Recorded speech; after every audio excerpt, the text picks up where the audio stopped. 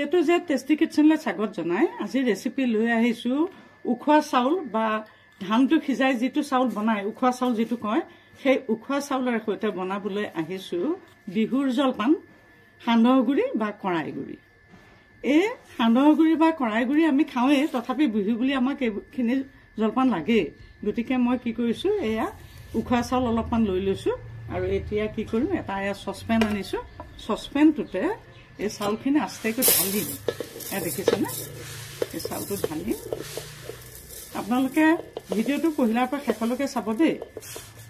আৰু আপোনালোকে মোৰ চেনেলটোলৈ যদি প্ৰথমবাৰ আহিছে তেতিয়াহ'লে please subscribe my A to Z tasty kitchen. এতিয়া চাউলখিনি মই ইয়াতে ঢালিলোঁ। ঢালি পেলাই কি কৰিলোঁ, ইয়াতে চাউল ইয়াতে পানী দিম। এয়া পানী দিলোঁ। এতিয়া ধুই ল'ম। তাৰমানে এনেকৈ এবাৰ বা দুবাৰ এনেকৈ সুন্দৰকৈ ঘঁহি পেলাই ধুই লওঁ। এয়া চাউল ইতিমধ্যে এইটো এবাৰ ধোৱা হৈছে, আৰু এবাৰ মই এনেকৈ ধুই ল'ম।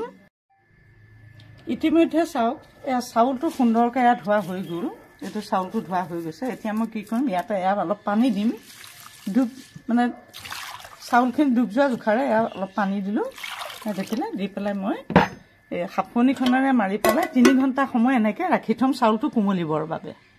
ইতিমধ্যে এয়া চাউলটো থোৱা মোৰ 3 ঘণ্টা সময় হৈ গৈছে। এতিয়া মই কি কৰিম, এই চাউলটো এটা বাচন লৈছোঁ, এটা খৰাহি লৈছোঁ।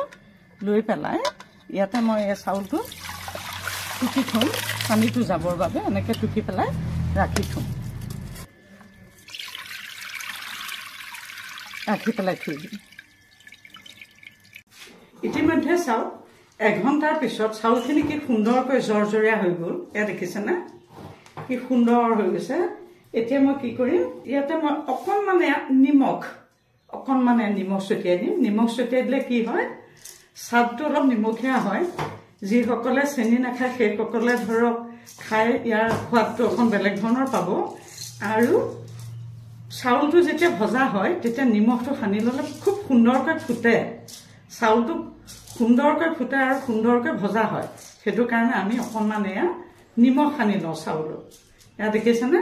ইতিমধ্যে চাওক, এয়া গেছটো জ্বলাই দিলোঁ আৰু ইয়াতে এটা ডাঙৰ কেৰাহী পাতি দিছোঁ চাউলখিনি ভাজিবৰ বাবে। এতিয়া মই কি কৰিম, এয়া চাউলখিনিৰে অলপমান মই ইয়াতে দিম ভাজিবৰ বাবে। কেৰাহীটোতে, খালী কেৰাহীটোত এই চাউলটো অলপ ভাজিবৰ কাৰণে দিম।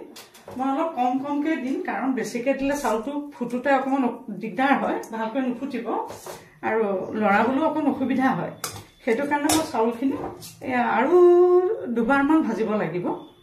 এইখিনি বৰ্তমান এইখিনি ল'লোঁ আৰু এইখিনি মই এতিয়া কি কৰিম জানেনে, এইখনেৰে লৰাম। কিয়নো মোৰ কুচি নাই। কুচি সাধাৰণতে আমাৰ জলপান খুন্দোতে কুচি বুলি পেলাই নাৰিকলৰ পাতৰে বনোৱা এবিধ সঁজুলি কুচি, সেই কুচিৰে আমাৰ মাহঁতে আগতে এয়া জলপান এনেকৈ লৰোৱা আমি দেখিছিলোঁ। সৰুকালিত আমিও মাহঁতৰ লগতে লৰাইছিলোঁ দেই। কিন্তু এতিয়া ধৰক এই কুচিটো বনাবলৈ নাই আৰু মানে কেতিয়াবা ধৰক বনাবলৈও অকণমান অসুবিধা হয়। আচলতে মন যায়, নোৱাৰি, বস্তুখিনি চব পাবলৈও অকণ অসুবিধা হয়। সেইটো কাৰণে মই এই পাতেৰে লৰাই দিম। আমি কেতিয়াবাহে জলপান খুন্দো যে, সেইটো কাৰণে এই পাতে লৰাই দিম। এয়া চাওক, এনেকৈ লৰাই চাউলটো সুন্দৰকৈ হেৰি কৰি ভাজিম, ৰঙাকৈ ভাজিম। এয়া চাওক, এনেকেই মই ভাজি গৈ থাকিম। এয়া চাউলটো সমানে এয়া ফুটিবলৈ আৰম্ভ কৰিছে। সময় লাগিব, ৰঙা হ'বলৈ সময় লাগিব। তেওঁ এয়া কেৰাহী ভালকৈ গৰম হৈছে, ফুটা আৰম্ভ হৈছে। এইটো মই খুন্দিম কৰাই গুৰি বা সান্দহগুৰি। সান্দহগুৰি আকৌ 2 ধৰণৰে মানুহে বনায়। এইটো হৈছে গুড়া সান্দহ, এইটো কৰাই গুৰি বুলি কয়। আৰু এটা সান্দহ আছে, সেইটো হৈছে চেপেটা সান্দহ। আজি মই এই গুড়া সান্দহটো বা কৰাই গুৰিটো খুন্দি দেখুৱাম।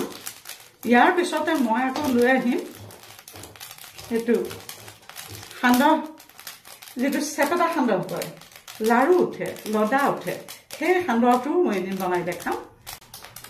ইতিমধ্যে এইখিনি ক্ৰমান্বয়ে ৰাংচিয়া পৰি গৈ আছে, দেখিছেনে, ক্ৰমান্বয়ে ৰাংচিয়া পৰি গৈ আছে। কিন্তু এইটো আৰু অলপ ভাজিব লাগিব।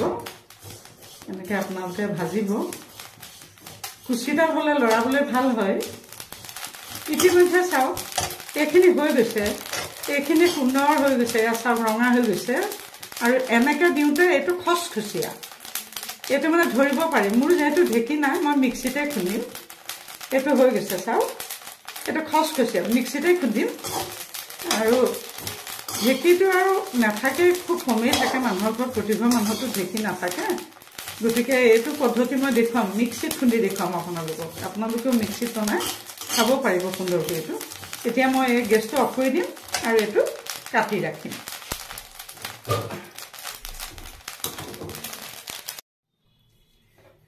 এতিয়া কি কৰিম চাওক, এই ভাজি লোৱা চাউলখিনি মিক্সিত বাতিত দিম আৰু এইখিনি এটা পেষ্ট কৰিম। মই আপোনালোকক পুৰাই ক'ব পাৰো যে এই মই বনোৱা সান্দহটো খাই বজাৰৰ সান্দহতকৈ বহুত বেছি ভাল পাব। কৰাই গুড়াটো খুব সুস্বাদু। গতিকে বজাৰৰ পৰা হেৰি কৰাতকে আপোনালোকে যদি এনেকে বনাই, মিক্সিতে বনাব পাৰি, যিহেতু যেতিয়া মিক্সিতে বনাই খাব বহুত ভাল পাব। গতিকে মই এইটো স্পেচিয়েলি ঢেঁকী নোহোৱা সকলৰ কাৰণে বনাইছো, বিহু বুলি। এতিয়া বলক এইটো পেষ্ট কৰি লওঁ। ইতিমধ্যে চাওক কি সুন্দৰকে গুড়া হৈ গৈছে। চাওক কৰাই গুড়া বা সান্দহ গুড়া। গাখীৰৰ লগত লৈ খাব আৰু, নহলে যেনেকৈ ভাল পায়, নিমখ দি ভাল পালেও খাব পাৰে বনাই, যেনেকৈ ভাল পায়। এয়া দেখিছে? ভিডিঅ'টো পহিলাৰ পৰা শেষলৈকে চোৱাৰ বাবে ধন্যবাদ জনালো।